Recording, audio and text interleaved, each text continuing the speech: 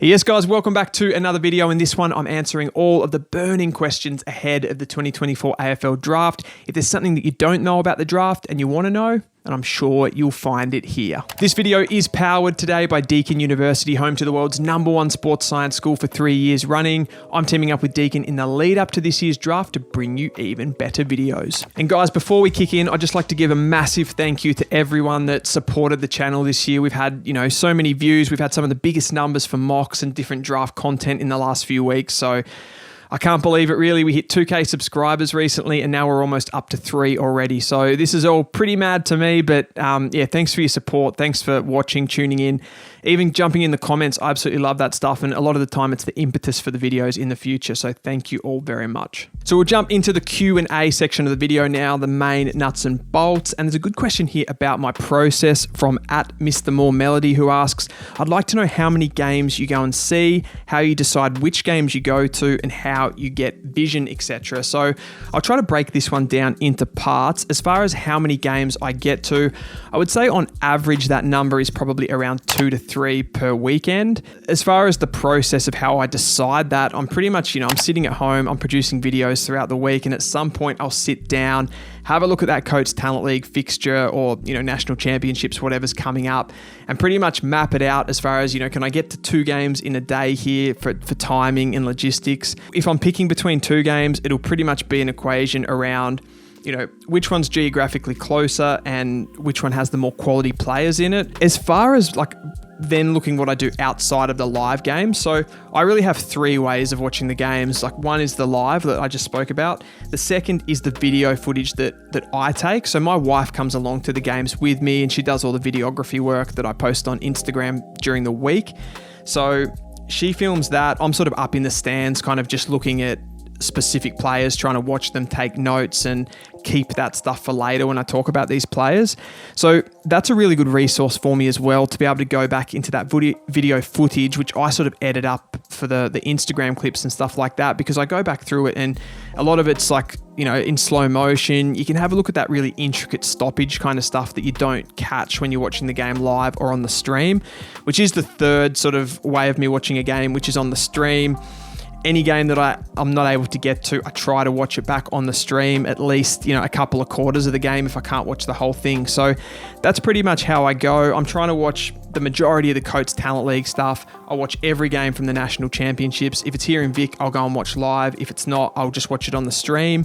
Question 2, we're getting into some club related questions here. So this will mainly be revolved around AFL club questions.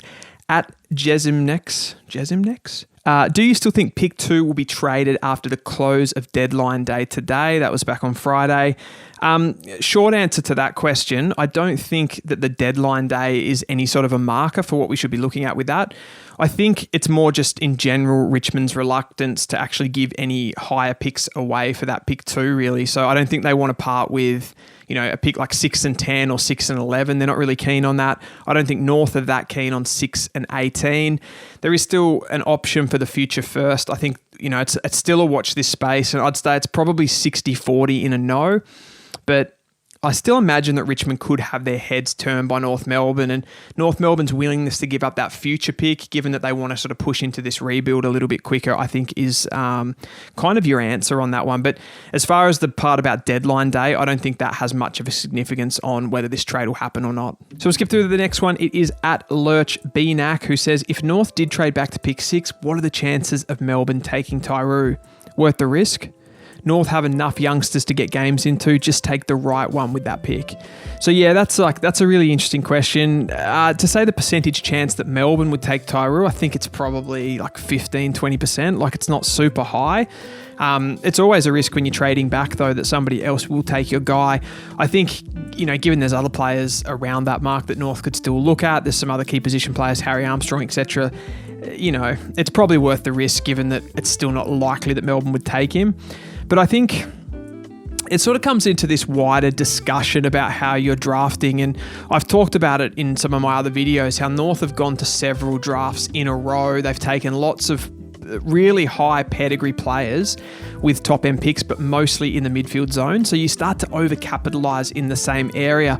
I talk about those zones of players, like we only have such a small pool of players of talent to actually pick from in the AFL. You've got, 18 teams, which is a fairly high number across a 20 million, 25 million population of Australia. You've also got the fact that we don't play the game in every state. You've also got the added thing on there that we only have, we have 18 positions on the field, which is quite a high number. So you've got to try to maximize your assets where you can to try to get outnumber on opposition teams with quality. North have probably done that enough already in the midfield zone. So you've got to start to try to look at key position players. Now, how you can act on this in a really, really intelligent way is to try to look across several drafts and go, okay, where does Alex Tyree rate across these other drafts compared to other key position players that other teams have taken? Do we rate him higher than, Cadman from 2 years ago, for example, or, a key defender that somebody took last year? I'm trying to think of Curtin or something like that. So you go, where does he rate compared to those players over several drafts? And then you can start to get an idea of where you're creating overloads on opposition teams with your recruiting. At William Renwick says here, if you're a team like St Kilda and clearly have a need for speedy and dynamic midfielders, what do you do as a recruiter if the only mids left at pick 7 and 8 are players like Smiley or Reid or Langford? Do you just have to take the best talent, or would you reach for someone who fits your needs more? Now, this is a very similar question to the previous one about North Melbourne. Now, obviously, St Kilda haven't had that luxury of going really high end in the draft for a lot of years like the Kangaroos have. So they do have to look at that and potentially play things differently because of that. Now, I think the first thing you do, you look at those players. He's mentioned Reid, Langford, Smiley, Allen. First of all, for me personally, if I'm just ranking those players, I'd just about go as far as saying that I would rank Allen at the top end of those players anyway. So potentially for me, that's not even a reach just because of some of his athletic qualities. I think watching him across the season, he's probably a little bit more raw with his ball handling and some of his more finer football skills and his IQ stuff, but he's still very high level in those areas. And then he has that that burst of pace, something that St Kilda would really be looking for. Again, going back to the previous question, I think St Kilda have to look at this as far as, okay, if Beau Allen is our strike midfielder, he's that guy. How does he rank compared to other players that play that position if we want him to play that position? Is he going to develop into that type of midfielder? Is he just going to stay at half back and be a nice, intercept rebounding defender? Those are the questions they've got to ask. Now, I think he can be a really explosive, dynamic midfielder. So for me, I'd be fairly comfortable with taking an Allen, but they've got to weigh it up. And if Allen doesn't shape up to those top level kind of strike midfielders in the competition, then they've got to say, okay, can we create disbalances elsewhere? Can other members of our midfield be better to compensate for our lack of that player? All the conversations you've got to have, and it's not, it's not an easy question, but to try to answer that one specifically for what I would do, I would probably take Allen. At Shadow Light says, thoughts on the pick 2 trade with the Crows? Talk is Draper's manager is a big time North hater. Same manager as Jason Horne-Francis and TT, which I assume is Taron Thomas. I love the random rumour in there as well. That's pretty cool. So I don't think, I can't see a world, just take away the manager part that you said there. I don't see a world where North draft Draper anyway. First of all, he's sort of another 180-ish centimetre midfielder. Yeah, he's got those dynamic traits. Fair enough. He's a game-breaking type player. North Melbourne 2 years ago drafted Jason Horne-Francis with the number 1 pick. Just kind of put everything on the line for him, and he went home in a year. I don't see 2 years down the track how a significant amount has changed for North Melbourne that they would sort of back themselves in to take a South Australian. Now, the Horne-Francis one, in a way, they were forced into it, given that he was the best available player that they could pick up and they had pick 1. This year, they just have so many more options. So I just don't really see how they would get into a situation where they would draft Draper. I would be perplexed if they ended up drafting Draper, even though he's a great player. And I think he's a perfect player for some of those other clubs, with pick 3, pick 4, that sort of area. Even pick 1, I could even see Richmond making a play for Draper, but I don't see why North would do it. At Tom L here says, odds on the Tigers picking up Jesse Toley. I think the odds on Richmond picking up anyone in this draft is actually pretty high. As far as whether they'll specifically pick up Toley, I think both he and Ollie Hannaford as those sort of small forward, little hybrid-y type players, pretty good overhead as well. I think they'll be both in the mix. from about Richmond's pick 20, I would imagine. So unless somebody else snaps them up beforehand, which is possible, I think the Dogs have a pick around there as well. Sydney have a pick around there as well. So what kind of they do, what their intentions are, will largely dictate it, I think. But definitely in the mix for Richmond. Put a number on it. 40, 60 in the negative, just because it's more teams than Richmond have picks. So, yeah. Next one is Matthew Stephen 6869. He says, out of Beau Allen, Murphy Reid, Toby Travalia, and Xavier Lindsay, who should West Coast rank highest in their order given their needs? Okay, so what do we got? Allen, Reid, Travalia, Lindsay. For West Coast, okay. Specifically for West Coast, given they have actually a pretty unusual kind of list with their midfielders, I think they have plenty of dynamic type players, led by Harley Reid, Elliot Yeo. They're those sort of powerful, big-bodied midfielders, but probably if you compare them to other midfields like across the board, there's still some holes at the bottom end for West Coast. They haven't got very many accumulator types players that can just run out, just continuously get disposals, stay in the game, have that endurance level. So out of those players, I'd be saying Murphy Reid would be the highest priority for me. Then I would go Travalia. Again, just for that endurance level, that ability to just keep collecting the football, be a presence in there. And then I'd probably go Lindsay, and then Allen would be last for me, which is pretty funny because I reckon if I ranked that for most other teams, I would have Allen first, but I would actually have Allen as the least preference for West Coast, just because he's a bit more raw, a bit more explosive, and West Coast already have a lot of those types. I think all of these players are fairly similar on talent level, so it is a bit of a horses for courses type thing. So yeah, I'd go Reid, Travalia, Lindsay, Allen. So the next question is from @Roscoe the Boss & Co, who asks, do the Crows draft Jagger Smith if he's best available? Yes, absolutely they do. For the Crows, with their midfield, quite a lot of big bodies in there, Curtin, Dawson, and then you've got your Crouches and your Lairds, your Saligos that run through there. So I'm looking at speedy players that are pretty light on their feet, pretty agile. I'd go, Draper's obviously the best fit really for the Crows, isn't he, given that he's from there as well. Finn O'Sullivan right up there as well for me, for the Crows, just with his movement. And then Jagger's next for me. So it's those two and Jagger. I think, yeah, Sam Lawler, if he was on the board, I don't think he will be. So we probably don't have to have that conversation. But yeah, Jagger would be the third on the list. And given they've got pick 4, it's about right. So I think it's highly likely that they'll take either Draper or Jagger Smith for me in this draft. Then we've got James M, who asks, who would you replace Jake Kelly and Dyson Heppel with at Essendon from this year's draft? Fascinating question there. So a couple of sort of defenders, Kelly more of that lockdown sort of medium type, and then Heppel was sort of distributing, being a bit of a smaller lockdown player. Okay, so I think later if you were picking this player later in the draft, you could look at somebody like a Zach Johnson as that sort of defender, distributor type. But remember as well that you do have Jaden Ewan there as an NGA type player. I think he's one that could come in, kind of plays a little bit like an Adam Sard did for the Bombers a few years back. So I think there's a couple of options as a sort of distributor. If you wanted a lockdowner in that sort of smaller or medium build, I think Blake Leidler's a really likely one. Playing with the Oakley Chargers this year, he shut down a lot of gun players at Coates Talent League level. Didn't make Metro, which means that he's probably not on, huge on a lot of teams' radars. But back end of the draft, he'd be good for a lockdown. If it's higher end in the draft with one of the, maybe picks in the 30s, you could look at someone like a Harrison Oliver from the Sandringham Dragons, a really good distributor back there as well.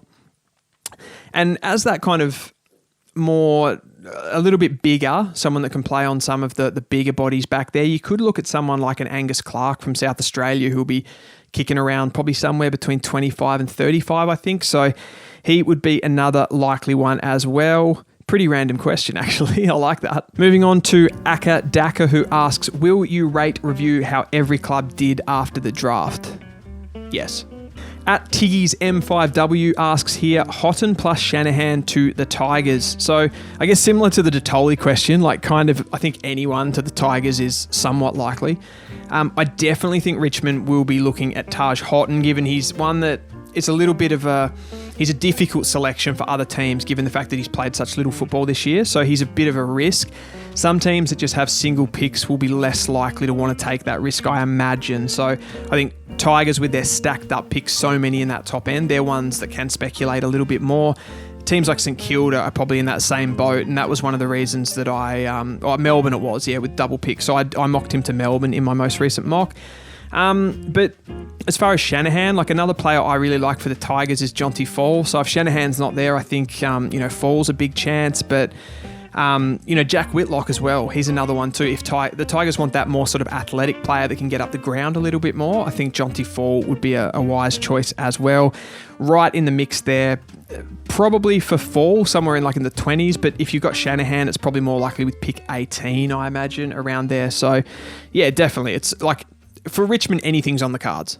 Okay, so now we're going to move on to player-related questions, and the first one is at Shadow Light, who's coming for his second question there. I rate that. For all the depth in this year's draft, is Tyree or Armstrong really a reach for the top end of the draft? Well, again, this is one of those really team-specific kind of questions, and it sort of comes into that wider question of how you're doing your list build in general, how many drafts you've been to, where you've drafted, what sort of quality you've been able to bring in, and what you project the drafts to be in the next couple of years. It's not a sport if you go to international soccer or something like that, the top teams that are right at the top of the pyramid, they can pull in 7 or 8 different world-class midfielders into their lineup, and they can just bench a couple. It doesn't really matter for them because the pool of players is so big. 11 positions on the field, and you're not just pulling from the UK if you're in the Premier League or if you're in Serie A or whatever. You're not just pulling from the one nation. You can pull from anywhere in the world. So many players to pick from.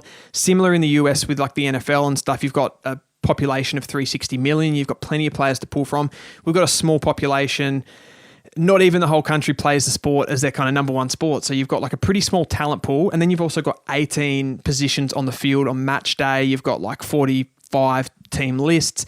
You've really got to get the balance right. Otherwise, you could be overcapitalizing, bringing in too many good players in one area and then leaving the other parts of your squad bare and then not being able to go to the draft for them. So I think if you get if you get into multiple drafts, you've got to be really smart about how you do that, and you've got to be projecting looking at players in future drafts and seeing where you think you're going to be, and doing a lot of data hauling for that as well. So to weigh it up, totally list dependent. I think for a team like North Melbourne, who's gone to several drafts in a row, I think they can go for a player like Tyree.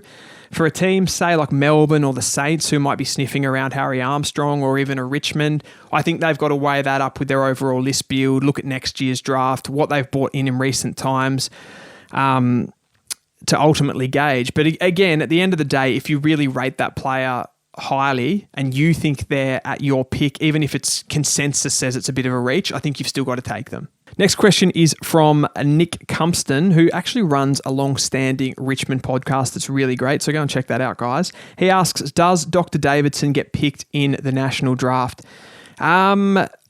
I think it's a difficult question. It's like this year, given that the draft does go really, really deep, I think for these kind of players, these state league players that probably would have been getting some really early interest, it's probably a little bit more speculative now. I think Davidson has played some super football, and like how much he's improved. I think clubs will definitely come for him, but it'll be post 50. In my opinion. Then we've got a double WA question here. So Riley, you legend, says, where is Cale Guerin going to land? Why isn't he talked about as much as other key position players mocked in the 20s? How can his upside take him to the next level in being an AFL key forward ruck? And then we've got, why isn't Clancy Dennis spoken about literally at all? I'd have thought an under-18 All-Australian centre-half back would at least be in the top 40 of most form guides, but I haven't heard a whisper. It's just a case of out of sight, out of mind because he's from WA. So like what I was saying off the top about how, being in Victoria here, how we go and look at games. And you've got to remember that most of the recruiters, most of the journalists that are covering this stuff from, your Herald Suns and all that, it's all based in Melbourne here. So they're in exactly the same boat as anyone covering the draft. And they are a little bit, gravitating towards Victorian stuff. So I think players like Cale Guerin, who is definitely in the mix for one of those top 30 picks, I think you just see him play a little bit less. You end up just talking about him not as much as some of those other players like a Whitlock or a Jonty Fall or someone like that. So to answer your question, and the other thing I was going to say on that is most of the teams in the competition are from Victoria as well. So a player like Guerin from Western Australia, unless he's like the overwhelming number one pick, he's probably not going to get as much attention. And that goes for Clancy Dennis as well. So like I've said, I don't think it's a deliberate bias. It is just an out of sight, out of mind type thing for people who are covering it in Victoria. So to go into that a little bit more, how can Cale Guerin's upside take him to the next level? I think the thing with Guerin running through most of this season has been a knock on his athleticism. I think that's partly just been one of those things where people who haven't talked about him much have kind of gone, yeah, he's not that athletic. I don't think he'll convert to the AFL that well. He's just sort of big and strong at under 18 level. Then he showed us at the Combine that he was super, super athletic. I think he was top 10 in the agility. He did really well in some of the the sprinting stuff and the jumping stuff as well. So he is really athletic. I don't see a problem at all with this guy crossing over to AFL level, and I think he is, to rank him, I think he's right in that group of Jack Whitlock. Maybe Jack Whitlock's slightly ahead, but yeah, Matt Whitlock, Jonty Fall, Alex Dodson, there's a bunch of tools in and around that 20 to 30 mark, and I think Guerin could be... I love his physicality, probably. Him and Jonty Fall, I like their physicality more than any of those other players, and their competitiveness especially. So I think that sort of stands up for something. Clancy Dennis, I think there's probably with Clancy Dennis, there's probably a little bit of maybe a ceiling on him. From the way that he plays, he doesn't look particularly athletic, doesn't look like a ball in hand type player as much as some of those other key position players, which probably does take him from that group of even players like key defenders like Noam Raz, Harry O'Farrell, and just pushes him back a little bit. But his performances on the field definitely warrant a top 50 selection for sure, and I think he'll probably go 35 to 45. I think the upside is maybe a little bit more capped on him, though, I guess is what I'm trying to say. But definitely across the whole the media thing, that conversation, I think both Guerin and Clancy Dennis do get talked about less. And the same goes for players like Cody Angove, Will Hayes, some of those a little bit later, more speculative players as well. Then we've got at Jack Callahan U9Y says, out of Langford, Smiley and Smith, who do you think will have the better career? What a question. Okay, so I've got to go, to back this in, I've got to go with Jagger Smith. He's fourth on my rankings, and it's got to mean something to me. I just think he is, to justify it, I think he's absolutely elite at what he does. That first hands on the footy, pouncing on the loose ball, the stoppage stuff to create for others, get involved in the rest of the build-up play. It's handball heavy, but it's so elite at a specific thing. Do I think he has the upside of the other two if they were to really, really, progress themselves? Probably not. But I think he's the safest bet at a 200-game career. Nobody's a shorter 200-game career, but I think he's probably the safest bet.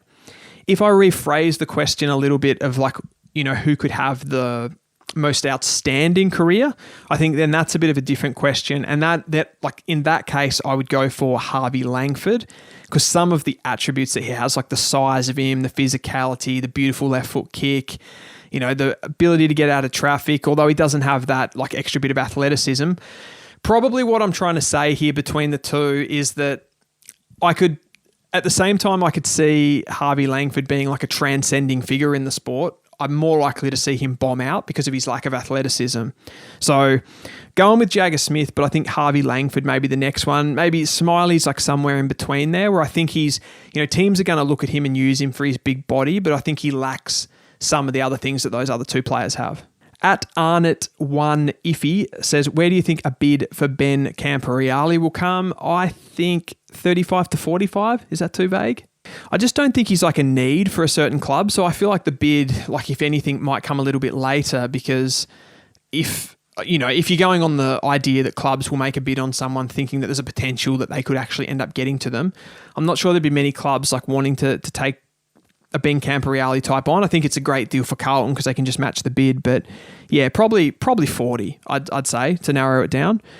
And then at Shadow Light says again, who's going to be the big riser and slider come draft night, which I kind of talked about before.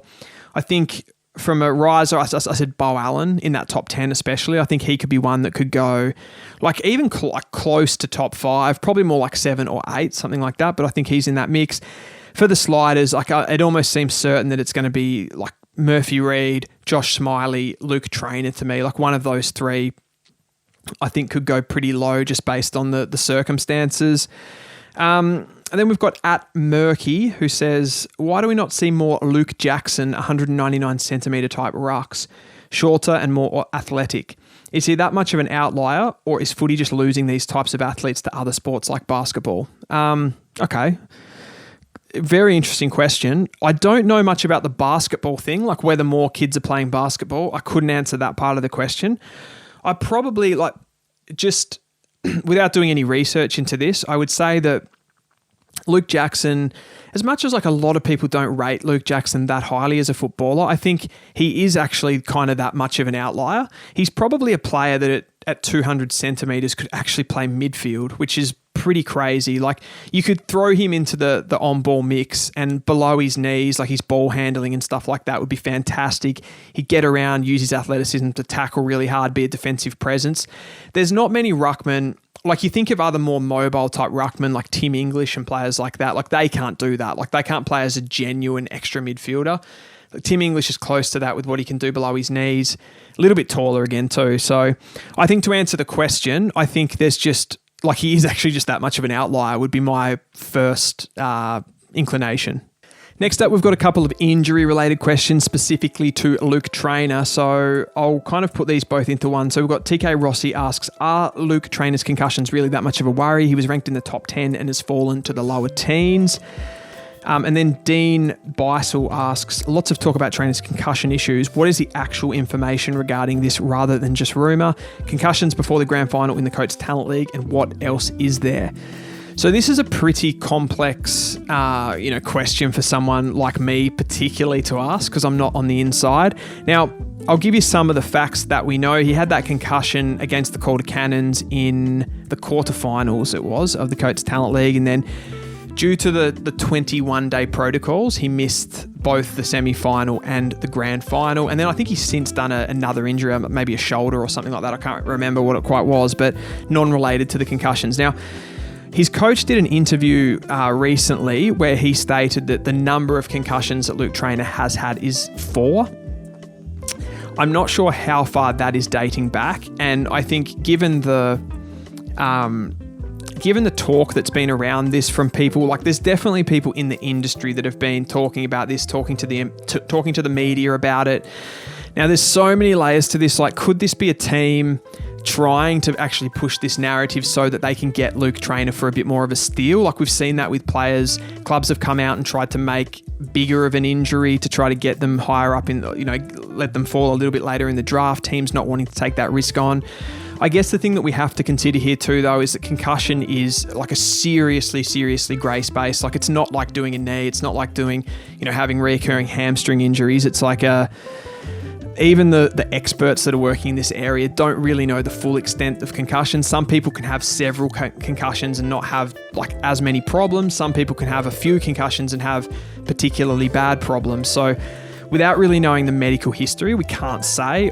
All I can say is from pretty much the talk around the traps in the circles that go around to the Coates League, watch the games. Like there has been genuine concern around this. So that's probably why he has fallen. As far as like where his talent level sits, I think he would be around forget the concussions, like just take them completely out. Like he's about a top 10 pick, like he's around that 10 mark. So yes, there could either be an absolute steal here, or that, the concussion issues are real and it could be a bit of a sad story, I suppose. So like we've got to consider the player in all that as well. So it's a difficult one to talk about, and I can't really give you, I don't think anybody could give you, even himself, Luke Trainer couldn't really give you a definitive answer on this. And then to round out the questions, we've got some like future 2025 draft questions and some just kind of broader draft questions as well. @Michael Mr. 9YR says, what's it going to take to get a true draft without father-son or academy selections? Do you think having an open draft is better for the overall health of the league? So what's it going to take to get a true draft? I think if you look back at history with how the AFL have made changes to the rules around all of this sort of stuff, they usually do it after a team is quite successful, sort of exploiting a certain rule. We saw it with Geelong in the early 2000s. Their sort of dynasty there was kind of changed when they won that 07 premiership by so much. The father-son had the big changes to it, some of the ones that we see now. I just think you're going to see similar, like once a Gold Coast or a Brisbane or someone that's done really well out of their academies, I suspect that's probably going to be Gold Coast. They'll win a flag and the AFL will go, okay, we probably have to put a stop to this now. We've done enough of the development stuff through the leagues. What they do with that, what the changes will be, I don't know. Like whether that's, the AFL keeping the top 20 like pristine and not being able to have any compromise in that section of the draft in the top 20. I think that's potentially a play, like whether that's just the academies, father-sons. Like I'm probably in the camp personally where I'm not a massive fan of the father-sons, where I'm a bit more of a fan of the academies just due to the fact that I think the academies sort of grow the game. They do get players into the game that probably were otherwise not going to play, where father-son just is sort of just a random rule where someone gets an absolute gun player for nothing in certain circumstances. So I'm probably in the minority there that I'm more academy focused, but I think there's obviously a tipping point down the track where you'd want to have all of this stuff out of the game and you just have it completely even, and that comes into even the free agency with the compensation picks. I think that's like a real problem as well. It just sort of makes it random and essentially someone ends up benefiting from it, getting success, and then we change the rules. So why don't we just change the rules now? I don't know. The last part of that question, Michael asks, do you think having an open draft is better for the overall health of the league? And like, yeah, I kind of covered that there, but yeah, definitely. At Fitbike Co says, North potentially trading out of next year's future first scares me. Going to be hard to follow another poor season knowing they don't even have a top 3 pick coming. How compromised with Academy and father-sons is next year looking? Don't they always say next year's draft is weaker, but after players have another season to develop, all of a sudden it's strong?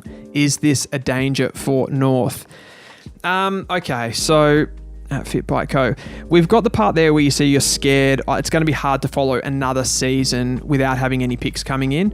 I think this is the biggest problem for North because it's just sort of disappointing season after disappointing season. More picks come in, another disappointing season. So at some point, we kind of have to get off the hamster wheel here a little bit. Like we can't just keep going in this cycle where we go back to the draft, and it's got to, somewhere the wheel has to shift in the direction of looking to development a little bit more. And I think what you saw in this offseason signals that with the players that they brought in, Luke Parker, Caleb Daniel, Jack Darling, they're trying to now really push that development phase. They're like, these players that we've got in the draft, we have to really start to elevate their performances. So I think they're really in that development stage, and I think that's why you're looking at them trying to get out of next year's draft.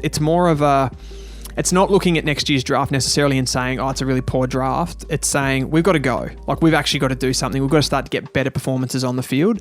So I think that's what you're seeing from North here. As far as what you mentioned about, they always say the next year's draft is weaker. There's probably some truth in that for sure.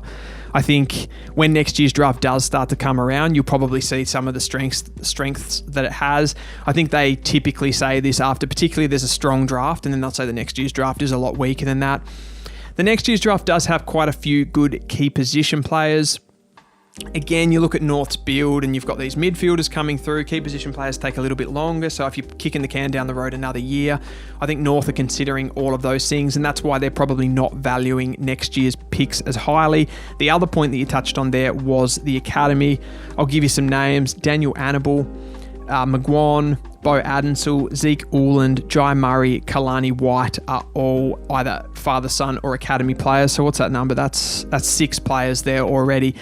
Not necessarily that they're all going to be in front of North, but quite a few of those players are very highly touted. So it's definitely going to be, I think it's going to be more compromised than it is this year within the top 20, let's say that.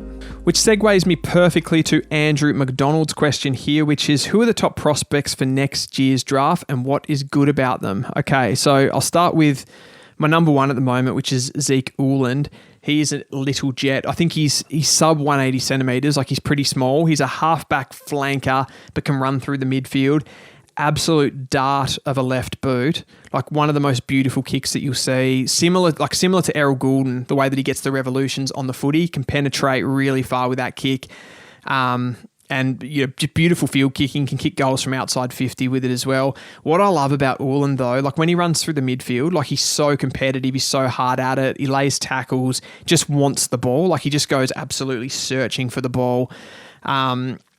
So yeah, the opposite to a passive player basically, and I just love him. Even though he's small, I think he could play in the forward line too, like with his aggressiveness, with his competitiveness. So he's like, for me at the moment, he is number one. Of course, these things can change, but I love him. Archie Ludowick is a key position forward, not too dissimilar to someone like a Harry Armstrong. I think he's a little bit taller than Armstrong. A lot of Cadman vibes, to be honest, with Archie Ludovic. So there's like a player comparison. Like really good in the air, has those long sort of gangly arms, similar to Cadman. Pretty much marks everything and dominated at times for the Sandringham Dragons this season.